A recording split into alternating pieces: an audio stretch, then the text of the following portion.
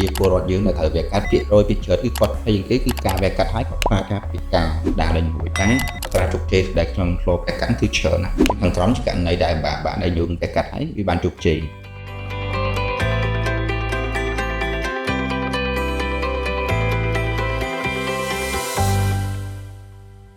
ហើយមានសួរលោកគ្រូ បាទខ្ញុំសួរ ខាងក្រោមនេះគឺជាខេត្តដែលយើងប្របាក់ហើយយើងធ្វើបានជោគជ័យចឹងគ្រូជួយបកស្រាយខេត្តទី1ខេត្តទី1នោះគឺដែលជំងឺរបស់គាត់វាអាយុ18ឆ្នាំហើយណាស់ហើយមុនដែលវាកាត់គឺគាត់ពិការសូមលោកគ្រូជួយបកស្រាយ ខេត្តទី1នោះគឺក្មេងស្រី18ឆ្នាំគាត់ដំបូងគាត់ឈឺចង្កេះឈឺខ្លាំងឈឺទីបន្ទាប់មកគាត់មានអារម្មណ៍ស្ពឹកចាប់តាមស្ពឹកពីចង្កេះស្ពឹកមកជើងមកបន្ទាប់ពីស្ពឹកហើយមកខាងឆ្លងមកខាងទៀតបន្ទាប់គាត់ស្ពឹកចឹងហើយយូរទៅអាចជារយៈពេល2ខែក្រោយគាត់ចាប់បានមានអារម្មណ៍ថាជើងគាត់រៀងស្ពន់ពិបាកលើកខ្សោយបន្តិចម្ដងរហូតដល់រយៈពេល3ខែចុងក្រោយគាត់ពីដើរបានអង្គុយបានទៅជាដេកលេខទេលើកជើងឲ្យចង់រួច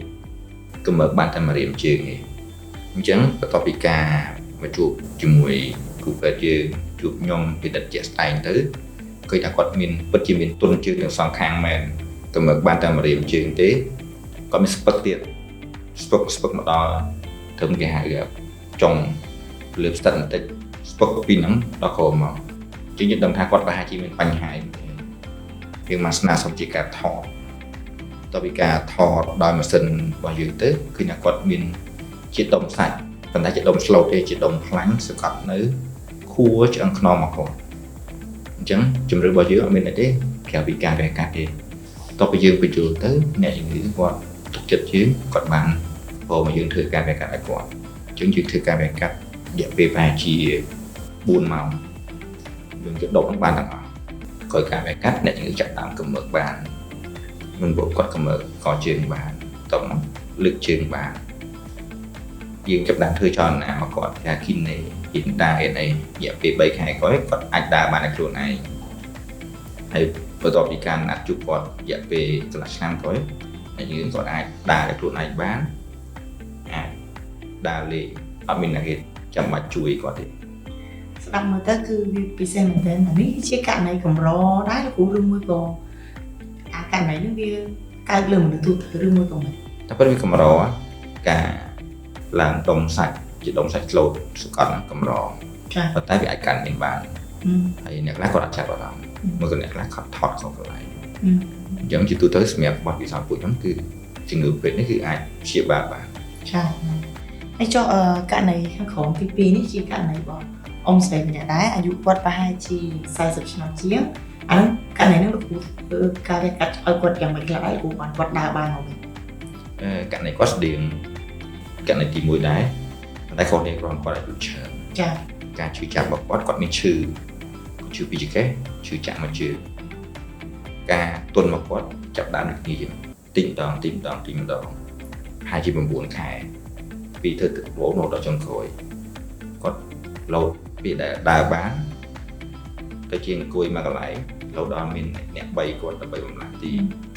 ទៅពីការពិនិត្យរបស់គាត់មកយើងសង្ស័យគាត់មានគៀបសរសៃដូចគ្នាអញ្ចឹងប៉ុន្តែប្រហែលជាគៀបភាសាដុំសាច់អញ្ចឹងយើងថតជា MRI យើងពិតជាគាត់ឃើញមានដុំសាច់នៅខួរឆ្អឹងកងករបស់គាត់ខាងក្រោយខ្ពស់អញ្ចឹងយើងក៏សម្រាប់បញ្ចូលគាត់ទៅគាត់ក៏ទទួលធ្វើការវះកាត់ដូចគ្នាអញ្ចឹងយើងវះកាត់ប្រភេទនេះយើងធ្វើការវះកាត់យើងត្រូវការម៉ាស៊ីនជំនួយគេហៅម៉ាស៊ីន microscope បរិច្មើលដើម្បីមើលច្បាស់កន្លែងភ្ជាប់របស់ដុំសាច់ហ្នឹងអញ្ចឹងតោះមកយើងកាត់អាដុំសាច់ហ្នឹងចេញបន្ទាប់ពីកាត់ដុំសាច់ហ្នឹងចេញហើយដោយការវះកាត់គាត់ចាប់ដើមងើបបានដើរបានក្រោយពីការធ្វើចលនាទៅគាត់ជាមកវិញអញ្ចឹងរយៈពេល9ខែក្រោយមកគាត់ក៏ចាប់ដើមចូលទៅធ្វើការគាត់វិញគាត់រស់នៅដោយជីវភាពធម្មតាស្ដាប់លោកគ្រូនិយាយមកខែទាំងអស់នេះគឺពិបាកមែនតើហើយបើសិនជាយើងគ្រាន់តែថតតែខុសកន្លែងក៏យើងវិនិច្ឆ័យខុសដែរប៉ុន្តែស្ដាប់មកគឺដោយសារបទពិសោធន៍លោកគ្រូខ្ពស់លោកគ្រូជួបព្យាបាលខេសច្រើនការព្យាបាលលោកគ្រូគឺទាន់ពេកណាចុះករណីខេសទី3នេះទៅតែវះថ្មីតែទេអានេះលោកគ្រូមើលទៅវាជាករណីគេដែរលោកគ្រូបានលោកគ្រូវះកាត់ភ្លាម ករណីនេះជាករណីដូចគ្នាចឹងដែររោគសញ្ញាប្រហែលគ្នាគាត់ចូលមករឿងឈឺពីចង្កេះចាក់មកជើងចាក់ជើងសំខាន់ពិបាកដើរស្ពឹកប៉ុន្តែអត់ទាន់ទន់ខ្លាំងទេទន់តិចម្ដងរយៈពេលប្រហែលជា6ខែចុងក្រោយប៉ុន្តែគាត់នៅដើរបានគាត់អត់ធ្វើឈឺឆ្លាត់ចាតទៅពីការពិនិត្យមើលទៅយើងក៏សង្ស័យថាគាត់មានបញ្ហាគៀបនៅឆ្អឹងកងចង្កេះមួយក៏នៅក្បែរខ្នងហ្នឹងយើងថតដោយម៉ាស៊ីន X-ray ហើយតោះយើងថត CT scan ទៀតរហូតដល់យើងថតដល់ MRI ទៀតយើងឃើញមានសញ្ញាជំងឺមួយគេហៅថា calcify របស់សរសៃពួរនៅឆ្អឹងខ្នងចង្កេះវាមិនជាដុំសាច់ទេប៉ុន្តែសរសៃពួរគាត់ហ្នឹងគឺវាឡើងរីកក្រាស់ហើយវាទៅជា calcify គាត់ទៅជារឹងដូចឆ្អឹងយើងអញ្ចឹងអញ្ចឹងដល់ពេលដែលវារឹងវាសកត់ទៅលើខួរឆ្អឹងគាត់តិចម្ដងធ្វើឲ្យគាត់ស្ពឹកចឹងការវះកាត់នេះក៏ដូចនេះដែរការវះកាត់បន្តរបស់យើងដើម្បីទី1ជួយកុំឲ្យជើងគាត់ទៅជាទន់ខ្លាំងមែនទែនទី2ធ្វើម៉េចឲ្យគាត់ឆាប់បានដើរមកវិញអញ្ចឹងការវះកាត់ក៏បានដែរដោយសារវាមិនមែនជាដុំសាច់វាជាឆ្អឹងឆ្អឹងវាមាំវាតាន់ហើយកន្លែងដែលយើងវះវាជាអៀតអញ្ចឹងយើងត្រូវធ្វើដោយយកទៅដាក់មួយយកអាបំណែកឆ្អឹងដែលវាសកត់ហ្នឹងហើយវាស្អិតទៀតតែយើងដកវាថ្នមមករហូតដល់ការវះកាត់បានសម្រាប់ជោគជ័យដូចគ្នាហើយការវះកាត់គាត់ងើបដើរងើបអីបានឡើងស្ពឹកដូចមុនធូរច្រើនណាស់ដែរចាការវះកាត់វាប្រហែលជា1 ម៉ោងហើយគ្រូការវះកាត់នេះដោយសារយើងប្រើបច្ចេកទេសendoscope ដាក់ម៉ាស៊ីនឲ្យចោះចឹងប្រើពេលប្រហែលជា3 ម៉ោង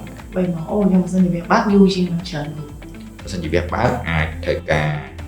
ដោយសារយើងមើលទៅច្បាស់ចាអញ្ចឹងយើងកាត់មួយថ្នមអញ្ចឹងអាចចំណាយពេលយូរជាងចាប៉ុន្តែយើងនៅធ្វើបានធ្វើបានដូចគ្នាក្នុងនាមគ្រូជា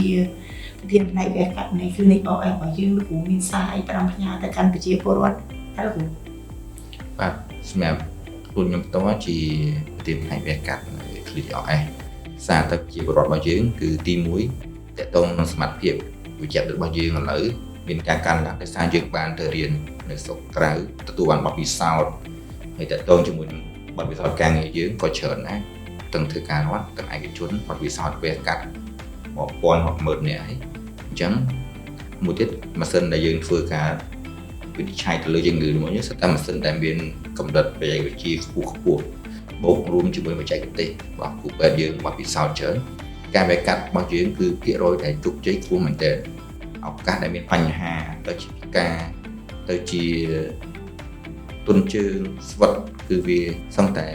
អត់មានទេភាគរយតិចមែនទែន